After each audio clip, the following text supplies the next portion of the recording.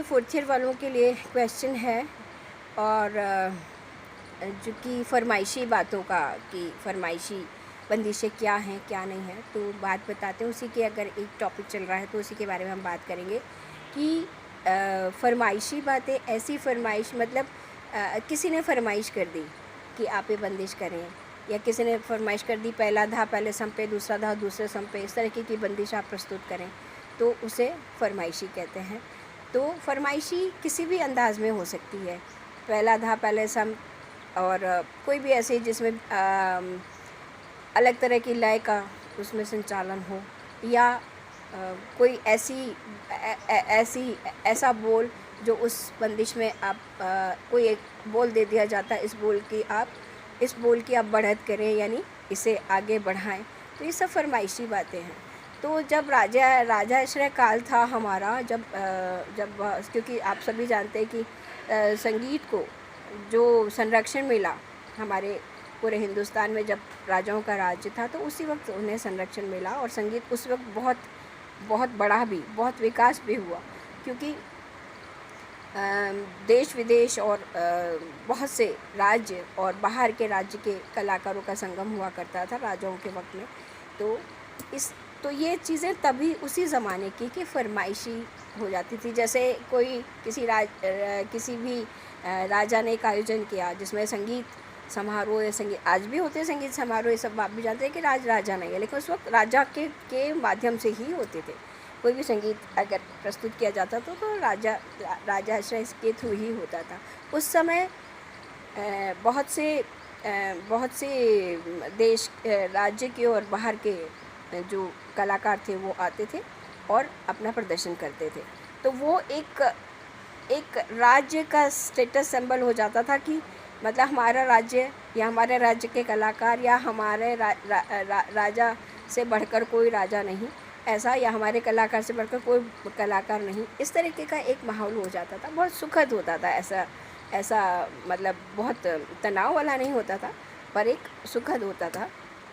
तो ये बंदिशें तभी की है, जैसे एक हत्ती परन है, नौ धा की तिहाई है, या तिपल्ली है, या फिर चौपल्ली है, ये उसी वक्त के गेंद उछाल है, और बहुत मतलब अनेक तरीके के अतीत अनाघात है। ये सब चीज़ें उसी वक्त उसी दौर की बनी हुई चीज़ें हैं, क्योंकि आयोजन जब होते थे तो इन सब चीज़ों के लिए कलाकार को तैयार रहना पड़ता था। तो आप समझ लीजिए कि कितने गुणी कलाकार उस वक्त हुआ करते होंगे कि जो कि ऑन द स्पॉट, मतलब किसी ने फरमाइश करी है आपको, तुरंत आपको कहना है। जैसे क्या होता था, जैसा थोड़ा बहुत अपने बड़े बुज़ुर्गों से मैंने सुना है कि एक कवि ने एक कविता पढ़ दी, ठीक है।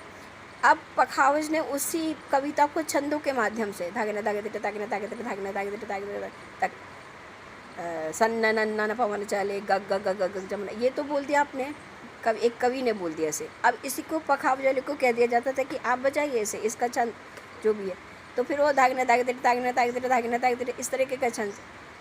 अब डांसर कैसे करेगा?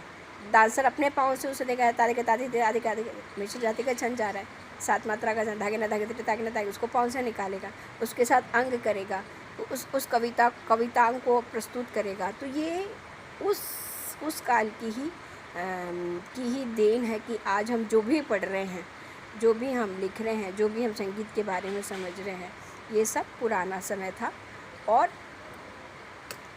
आज का विद्यार्थी इन सब चीज़ों को और भी ज़्यादा अच्छा करता है, क्योंकि अब पढ़ाई लिखाई है। पहले पढ़ाई लिखाई कम होती थी, तो अब बहुत जल्दी ग्रास्प करता है और कोशिश करता है उसे प्रस्तुत करने के लिए। लेकिन उस समय ऐसा नहीं था। उस समय सिर्फ कलाकारों के पास में कला थी। आजकल जनमानस के पास में है।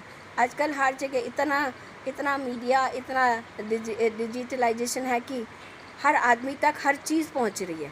पहले हर चीज़ गुरु के पास में ही होती थी, अब आजकल ऐसा नहीं है। आजकल हर चीज़ गुरु से निकलकर, जैसे एक बंदिश किसी ने पढ़ी, मैंने पढ़ी, उसके 4000 जितने कलाकार हैं उतनी चीज़ें बन जाती हैं। तो क्योंकि सबका दिमाग अलग है, और एक बंदिश को आप हज़ारों तरीके से आप सुनेंगे, तो ये माहौल हो चुका है। तो ऐसा नहीं है, आज का वक्त बहुत अच्छा है, लेकिन फिर फिर भी ये भी और बता दूं कि फिर भी जो करने का तरीका है, जो बताने का तरीका है, वह गुरुओं के पास में। अब बंदिश कर लोगे, आप देख के यूट्यूब से भी कर लोगे, लेकिन नहीं, आपको तभी भी उसमें आत्मा पैदा करने के लिए गुरु के सानिध्य में जाना ही पड़ेगा। आप कैसे भी कर लोगे, पर गुरु की छत्र छाया के बगैर कुछ नहीं हो सकता। ये मैं बात बताती हूँ। तो खैर ये एक अलग मुद्दा है बात करने का, लेकिन आज हम बात कर रहे हैं फरमाइशी की। तो आज जो फरमाइशी परन मैं प्रस्तुत करने जा रही हूँ, वो क्या फरमाइश है? 3 पल्ले 3 आवर्तन। यानी अपने नृत्य में आवर्तन होते हैं, 1 से लेके 16 तक का एक चक्कर होता है, फिर वही चक्कर सारे टाइम चलता रहता है और अपने बंदिशें प्रस्तुत करते हैं। लेकिन इस बंदिश में क्या खास बात है? इस बंदिश में ये खास बात है कि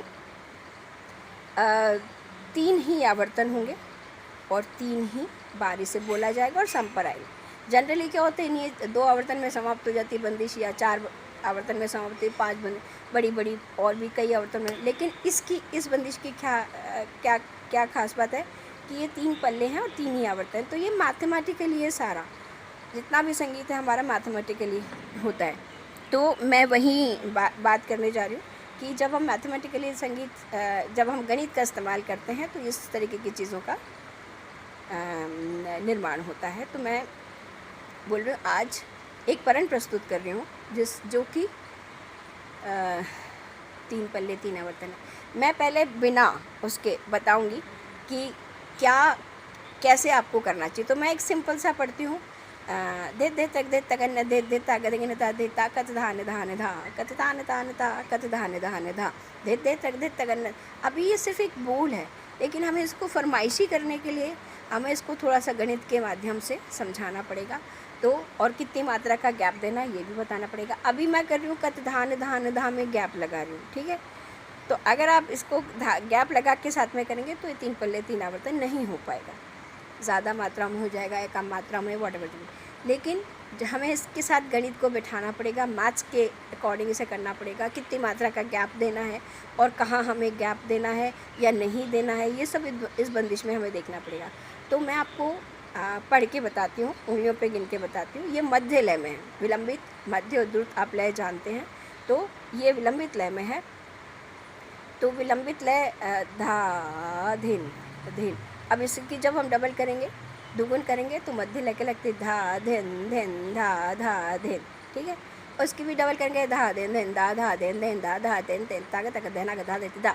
ये चौगुन हो गई। तो फिलहाल हमारी जो बंदिश है मध्य लय में मैं प्रस्तुत कर रही हूँ, उसमें करके बता रही हूँ। तो वो क्या चीज़ है वो ज़रा आप देखें। धा धिन धिन धा धा धिन धिन धा धा तिन तिन ता ता धिन धिन धा, ये मध्य लय हमारी। धिन धिन धा धा तिन तिन ता ता धिन धिन धे धे तक दे तगन धे धे ता गदगन ता धे ता कत धान धान धा कत तान तान धा कत धान धान धा धे धे तक दे तगन धे धे ता गदगन ता धे ता कत धान धान धा कत तान तान ता कत धान धान धा धे धे तक दे तगन धे धे ता गदगन ता धे ता कत धान धान धा कत तान तान ता कत धान धान धा। सम आ गया, 3 ही आवर्तन गए और सम आ गया। तो क्या हुआ इस बंदिश में, जब मैंने इसको पहली बार पढ़ा था तब मैंने इसकी तिहाई में क्या करा था, गैप दे दिया था। कत धान धान धा कत तान तान ता कत धान धान धा, ऐसा कर दिया था। अगर ऐसा करते हैं तो ये बंदिश फरमाइशी नहीं हो पाएगी, साधारण बंदिश होकर रह जाएगी, है ना। तो जब मुझे फरमाइशी करना था तो मैंने इसको थोड़ा सा गणित के रूप में प्रस्तुत करते हुए और कितनी मात्रा का, 2 मात्रा का गैप लगा दिया। फिर से देखिए आप, मैं आपको ताल के साथ में करके बताती हूँ। धा धिन धिन धा धा धिन धिन धा धा तिन तिन ता ता धिन धिन धा धा, ये मध्य लय है। धा धिन धिन धा धा तिन तिन ता ता धिन धिन धा धे धे तक दे तगन धे धे ता गदगन ता धे ता कत धान धान धा कत तान तान धा कत धान धान धा धे धे तक दे तगन धे धे ता गदगन ता धे ता कत धान धान धा कत तान तान धा कत धान धान धा धे धे तक दे तगन धे धे ता गदगन ता धे ता कत धान धान धा कत तान तान धा कत धान धान धा। 3 पल्ले 3, 2 मात्रा का गैप लगाया और बेदम तिहाई कर दी, 3 पल्ले 3 आवर्तन हो गया। मध्य लय में इसको मैंने किया। तो इस तरीके के गणित और इस तरीके का आपका माइंड सेट करके, क्योंकि राजाओं के काल में संगीत बहुत पनपा है, बहुत तरीके की चीज़ें हैं, बहुत सी चीज़ें ऐसी जो आज तक भी आप लोगों को नहीं पता है ना। जैसे हमारे गुरुजी से सुना हमने, जैसे होता है ज्ञान उछाल की भी एक तोपपरण, ज्ञान उछाल, इस तरीके की कई बंदिशें हैं जो कि फरमाइशें कहलाती हैं। तो मैं उम्मीद करती हूँ कि आप इसे करेंगे, याद करेंगे, और मैं कल इसको अंग के द्वारा बताऊंगी कैसे आपको करना है। फ़िलहाल आप इसे याद करिए।